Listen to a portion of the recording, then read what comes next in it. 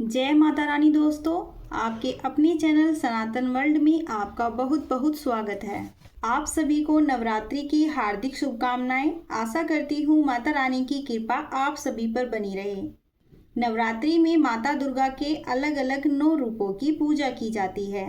माँ दुर्गा को प्रसन्न करने के लिए नवरात्रि के दिन सबसे अच्छे माने जाते हैं। नवरात्रि में श्री दुर्गा नवरात्र व्रत कथा करने से आपको सभी 9 देवियों की कृपा प्राप्त होगी। इसलिए सुनते हैं नवरात्रि व्रत कथा। बृहस्पति जी बोले, हे ब्रह्मा जी, आप अत्यंत बुद्धिमान, सर्वशास्त्र और चारों वेदों को जानने वालों में श्रेष्ठ हो। हे प्रभु, कृपा कर मेरा वचन सुनो। चैत अश्विन माघ और आषाढ़ मास के शुक्ल पक्ष में नवरात्र का व्रत और उत्सव क्यों किया जाता है? हे भगवान, इस व्रत का फल क्या है? किस प्रकार करना उचित है? पहले इस व्रत को किसने किया, सो विस्तार से कहो। बृहस्पति जी का ऐसा प्रश्न सुनकर ब्रह्मा जी कहने लगे कि हे बृहस्पति, प्राणियों का हित करने की इच्छा से तुमने बहुत ही अच्छा प्रश्न किया। जो मनुष्य मनोरथ पूर्ण करने वाली दुर्गा, महादेवी, सूर्य और नारायण का ध्यान करते हैं, वे मनुष्य धन्य हैं। यह नवरात्र व्रत संपूर्ण कामनाओं को पूर्ण करने वाला है। इसके करने से पुत्र चाहने वाले को पुत्र, धन चाहने वाले को धन, विद्या चाहने वाले को विद्या और सुख चाहने वाले को सुख मिल सकता है। इस व्रत को करने से रोगी मनुष्य का रोग दूर हो जाता है और कारागार हुआ मनुष्य बंधन से छूट जाता है। मनुष्य की तमाम आपत्तियां दूर हो जाती है और उसके घर में संपूर्ण संपत्तियां आकर उपस्थित हो जाती है। बंध्या और काक बंध्या को इस व्रत के करने से पुत्र हो जाता है। समस्त पापों को दूर करने वाले इस व्रत के करने से ऐसा कौन सा मनोरथ है जो सिद्ध नहीं हो सकता? जो मनुष्य इस अलभ्य मनुष्य देह को पाकर भी नवरात्र का व्रत नहीं करता है, वह माता पिता से हीन हो जाता है, अर्थात उसके माता पिता मर जाते हैं और अनेक दुखों को भोगता है। उसके शरीर में कुष्ठ हो जाता है और अंग से हीन हो जाता है। उसके संतानोत्पत्ति नहीं होती है। इस प्रकार वह मूर्ख अनेक दुख भोगता है। इस व्रत को न करने वाला निर्दयी मनुष्य धन और धान्य से रहित हो, भूख और प्यास के मारे पृथ्वी पर घूमता है, गूंगा हो जाता है। जो सुहागिन स्त्री भूल से इस व्रत को नहीं करती है, वह पति से हीन होकर नाना प्रकार के दुखों को भोगती है। यदि व्रत करने वाला मनुष्य सारे दिन का उपवास न कर सके तो एक समय भोजन करे और उस दिन बांधवों सहित नवरात्र व्रत की कथा श्रवण करे। हे बृहस्पति, जिसने पहले इस महाव्रत को किया है, उसका पवित्र इतिहास मैं तुम्हें सुनाता हूँ, तुम सावधान होकर सुनो। इस प्रकार ब्रह्मा जी के वचन सुनकर बृहस्पति जी बोले, हे ब्राह्मण, मनुष्यों का कल्याण करने वाले इस व्रत के इतिहास को मेरे लिए कहो, मैं सावधान होकर सुन रहा हूँ।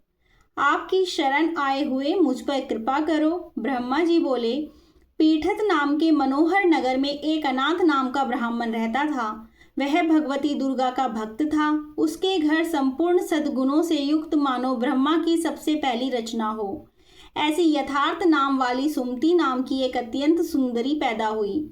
वह कन्या सुमति अपने घर के बालकपन में अपनी सहेलियों के साथ क्रीड़ा करती हुई इस प्रकार बढ़ने लगी जैसे शुक्ल पक्ष में चंद्रमा की कला बढ़ती है। उसका पिता प्रतिदिन दुर्गा की पूजा और होम किया करता था। उस समय वह भी नियम से वहां उपस्थित होती थी। एक दिन वह सुमति अपनी सखियों के साथ खेलने लग गई और भगवती के पूजन में उपस्थित नहीं हुई। उसके पिता को पुत्री की ऐसी असावधानी देखकर क्रोध आया और पुत्री से कहने लगा कि हे दुष्ट पुत्री, आज प्रभात से तुमने भगवती का पूजन नहीं किया। इस कारण मैं किसी कुष्ठी और दरिद्री मनुष्य के साथ तेरा विवाह करूंगा। इस प्रकार कुपित पिता के वचन सुनकर सुमति को बड़ा दुख हुआ और पिता से कहने लगी, हे पिताजी, मैं आपकी कन्या हूँ, मैं आपके सब तरह से अधीन हूँ, जैसी आपकी इच्छा हो वैसा ही करो। रोगी, कुष्ठी अथवा और किसी के साथ जैसी आपकी इच्छा हो मेरा विवाह कर सकते हो। होगा तो वही जो भाग्य में लिखा है। मेरा तो यह पूर्ण विश्वास है। मनुष्य न जाने कितने मनोरथों का चिंतन करता है, पर होता वही है जो भाग्य में विधाता ने लिखा है। जो जैसा करता है उसको फल भी उस कर्म के अनुसार ही मिलता है, क्योंकि कर्म करना मनुष्य के अधीन है पर फल देव के अधीन है। जैसे अग्नि में पड़े हुए तरण आदि उसको अधिक प्रदीप्त कर देते हैं, उसी तरह अपनी कन्या के ऐसे निर्भयता से कहे हुए वचन सुनकर उस ब्राह्मण को अधिक क्रोध आया। तब उसने अपनी कन्या का एक कुष्टी के साथ विवाह कर दिया और अत्यंत क्रोध होकर पुत्री से कहने लगा कि जाओ जाओ, जल्दी जाओ, अपने कर्म का फल भोगो। देखे केवल भाग्य के भरोसे पर रहकर क्या करती हो। इस प्रकार से कहे हुए पिता के कटु वचनों को सुनकर सुमति अपने मन में विचार करने लगी कि अहो, मेरा बड़ा दुर्भाग्य है जिससे मुझे ऐसा पति मिला। इस तरह अपने दुख का विचार करती हुई वह सुमति अपने पति के साथ वन चली गई और भयावने कुशायुक्त उस स्थान पर उन्होंने वह रात बड़े कष्ट से व्यतीत की। उस गरीब बालिका की ऐसी दशा देखकर भगवती पूर्व पुण्य के प्रभाव से प्रकट होकर सुमति से कहने लगी, हे दीन ब्राह्मणी, मैं तुम पर प्रसन्न हूँ, तुम जो चाहो वरदान मांग सकती हो। मैं प्रसन्न होने पर मनोवांछित फल देने वाली हूँ। इस प्रकार भगवती दुर्गा का वचन सुनकर ब्राह्मणी कहने लगी कि आप कौन हैं जो मुझ पर प्रसन्न हुई हो। यह सब मेरे लिए कहो और अपनी कृपा दृष्टि से मुझ दीन दासी को कृतार्थ करो। ऐसा ब्राह्मणी का वचन सुन देवी कहने लगी, मैं आदि शक्ति हूँ और मैं ही ब्रह्मा, विद्या और सरस्वती हूँ। मैं प्रसन्न होने पर प्राणियों का दुख दूर कर उनको सुख प्रदान करती हूँ। हे ब्राह्मणी, मैं तुझ पर तेरे पूर्व जन्म के पुण्य के प्रभाव से प्रसन्न हूँ। तुम्हारे पूर्व जन्म का वृतांत सुनाती हूँ, सुनो। तू पूर्व जन्म में निषाद भील की स्त्री थी और अति पतिव्रता थी। एक दिन तेरे पति निषाद ने चोरी की। चोरी करने के कारण तुम दोनों को सिपाहियों ने पकड़ लिया, ले जाकर जेल खाने में कैद कर दिया। उन लोगों ने तेरे को तेरे पति को भोजन भी नहीं दिया। इस प्रकार नवरात्र के दिनों में न तुमने कुछ खाया न जल पिया, इसलिए 9 दिन तक नवरात्र का व्रत हो गया। हे ब्राह्मणी, उन दिनों में जो व्रत हुआ उसके प्रभाव से प्रसन्न होकर तुम्हें मनोवांछित वस्तु दे रही हूँ। तुम्हारी इच्छा हो सो मांगो। इस प्रकार दुर्गा के कहे वचन सुनकर ब्राह्मणी बोली, अगर आप मुझ पर प्रसन्न हैं तो हे दुर्गे, आपको प्रणाम करती हूँ। कृपा करके मेरे पति के कोढ़ को दूर करो। देवी कहने लगी, उन दिनों में जो तुमने व्रत किया उसके 1 दिन का पुण्य अपने पति के कोढ़ दूर होने के लिए अर्पण करो। मेरे प्रभाव से तुम्हारा पति कोढ़ से रहित और सोने के समान शरीर वाला हो जाएगा। ब्रह्मा जी बोले। इस देवी का वचन सुनकर वह ब्राह्मणी बहुत प्रसन्न हुई और पति को निरोग करने की इच्छा से ठीक है ऐसे बोली। तब तक उसके पति का शरीर भगवती दुर्गा की कृपा से कुष्ठहीन होकर अति कांति युक्त हो गया, जिसकी कांति के सामने चंद्रमा की कांति भी क्षीण हो जाती है। वह ब्राह्मणी पति की देह को देखकर देवी को अति पराक्रमी वाली समझकर स्तुति करने लगी। हे दुर्गे, आप दुर्गत को दूर करने वाली, तीनों जगत का संताप हरने वाली, समस्त दुखों को दूर करने वाली, प्रसन्न होने पर मनोवांछित वस्तु देने वाली हो। तुम ही सारे जगत की माता और पिता हो। हे अम्बे, मुझ अपराध रहित अबला का मेरे पिता ने कुष्ठा के साथ विवाह कर मुझे घर से निकाल दिया। उसकी निकाली हुई पृथ्वी पर घूमने लगी। आपने ही मेरा आपत्ति रूपी समुद्र से उद्धार किया है। हे देवी, आपको प्रणाम करती हूँ, मुझ दीन की रक्षा करो। ब्रह्मा जी बोले कि हे बृहस्पति, इस प्रकार उस सुमति ने मन से देवी की स्तुति की। उसकी की हुई स्तुति सुनकर देवी को बहुत संतोष हुआ और ब्राह्मणी से कहने लगी, हे ब्राह्मणी, उदाल्य नाम का अति बुद्धिमान, धनवान, कीर्तिवान पुत्र शीघ्र होगा। ऐसे कहकर देवी उस ब्राह्मणी से कहने लगी, ब्राह्मणी, जो कुछ तेरी इच्छा हो वही मनोवांछित वस्तु मांग सकती हो। ऐसे वचन सुनकर सुमति बोली, हे भगवती दुर्गे, अगर आप मेरे पर प्रसन्न हैं तो कृपा कर मुझे यह नवरात्र विधि बताइए।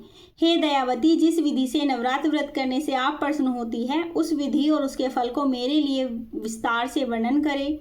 इस प्रकार ब्राह्मणी के वचन सुनकर दुर्गा कहने लगी, हे ब्राह्मणी, मैं तुम्हारे लिए संपूर्ण पापों को दूर करने वाली नवरात्र व्रत विधि को बतलाती हूँ, जिसको सुनने से तमाम पापों से छुटकर मोक्ष की प्राप्ति हो जाती है।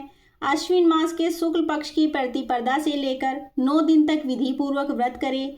दिन भर का व्रत न कर सके तो एक समय का भोजन करे। पढ़े लिखे ब्राह्मणों से पूछकर घट स्थापना करे। वाटिका बनाकर उसको प्रतिदिन जल से सींचे। महाकाली, महालक्ष्मी, महासरस्वती, इनकी मूर्तियां बनाकर नित्य विधि सहित पूजा करे। पुष्पों से विधि पूर्वक अर्घ दे। बिजोरा के फूल से अर्घ देने से रूप की प्राप्ति, जायफल से कीर्ति, दाक्ष से कार्य की सिद्धि होती है। आंवले से सुख, केले से भूषण की प्राप्ति होती है। इस प्रकार फलों से अर्घ देकर यथाविधि हवन करे। खांड, घी, गेहूं, शहद, जौ, तिल, बिम, नारियल, दाक और कदम, इनसे हवन करे। गेहूं होम करने से लक्ष्मी की, खीर व चंपा के पुष्पों से धन और पत्तों से तेज और सुख संपत्ति की प्राप्ति होती है। आंवले से कीर्ति, केले से पुत्र होए, कमल से राज सम्मान, दाखों से सुख संपत्ति की प्राप्ति होती है। खांड, घी, नारियल, शहद, जो, तिल इनसे तथा फलों से होम करने से मनोवांछित वस्तु की प्राप्ति होती है। व्रत करने वाला मनुष्य इस विधान से होम कर आचार्य को अत्यंत नम्रता के साथ प्रणाम करे और यज्ञ की सिद्धि के लिए उसे दक्षिणा दे। इस महाव्रत को पहले बताई हुई विधि के अनुसार जो कोई करता है उसके सब मनोरथ सिद्ध हो जाते हैं, इसमें तनिक भी संशय नहीं है। इन 9 दिनों में जो भी कुछ दान दिया जाता है उसका करोड़ों गुना मिलता है। इस नवरात्र के व्रत करने से अश्वमेध यज्ञ का फल मिलता है। हे ब्राह्मणी, संपूर्ण कामनाओं को पूर्ण करने वाले उत्तम व्रत को तीर्थ, मंदिर, घर में ही विधि के अनुसार करे। ब्रह्मा जी बोले, हे बृहस्पति, इस प्रकार ब्राह्मणी को व्रत की विधि और फल बताकर देवी अंतर ध्यान हो गई। जो मनुष्य या स्त्री इस व्रत को भक्ति पूर्वक करता है वह इस लोक में सुख पाकर अंत में दुर्लभ मोक्ष को प्राप्त होता है। हे बृहस्पति, यह दुर्लभ व्रत का महात्म्य मैंने तुम्हारे लिए बतलाया है। ऐसा ब्रह्मा जी के वचन सुनकर बृहस्पति जी आनंद के कारण रोमांचित हो गए और ब्रह्मा जी से कहने लगे, हे ब्रह्मा जी, आपने मुझ पर अति कृपा की जो अमृत के समान इस नवरात्र व्रत का महात्म्य सुनाया। हे प्रभु, आपके बिना और कौन इस महात्म्य को सुना सकता है। ऐसे बृहस्पति जी के वचन सुनकर ब्रह्मा जी बोले, हे बृहस्पति, तुमने सब प्राणियों का हित करने वाले इस अलौकिक व्रत को पूछा है, इसलिए तुम धन्य हो। यह भगवती शक्ति संपूर्ण लोकों का पालन करने वाली है। इस महादेवी के प्रभाव को कौन जान सकता है। जय माता दी। भक्तों, आशा करती हूँ कि आपको आज की वीडियो पसंद आई होगी। अगर वीडियो आपके लिए उपयोगी रही है तो वीडियो को लाइक कीजिए, शेयर कीजिए और चैनल को सब्सक्राइब कीजिए, जिससे आने वाली ऐसी ही धार्मिक कथाएं आपको समय से प्राप्त हो। तो आज के लिए सिर्फ इतना ही। मिलती हूँ अगली वीडियो में। तब तक के लिए जय माता दी।